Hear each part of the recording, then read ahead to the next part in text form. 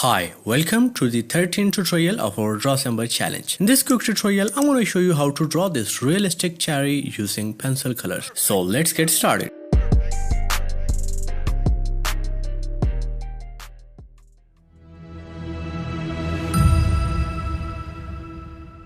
So these are the art supplies I'm going to use for this drawing, and you can pause the video right here to note them down. If you don't have Faber-Castell polychromos colors, you can use this equivalence chart to select colors from your Faber-Castell classic color box. So first of all, I'm going to make a rough circle, and you can use any perfectly round object you find nearby. I'm using this masking tape because it's the perfect size to work with. Then use your red 121 to reshape the circle and make a rough outline for the cherry. You don't need to be very precise at this moment. Just get the overall looks right, and you can make any adjustments later if required. Use green 168 for the stalk and use red for the details inside the cherry. Try to get as many details as possible because it will be difficult to find the exact position of the details later when you will fill the base layer. Okay, now use the 121 red color and fill it as a base layer inside the red outline of the cherry. Thoroughly fill the color and add strokes at different angles to fill the paper texture evenly.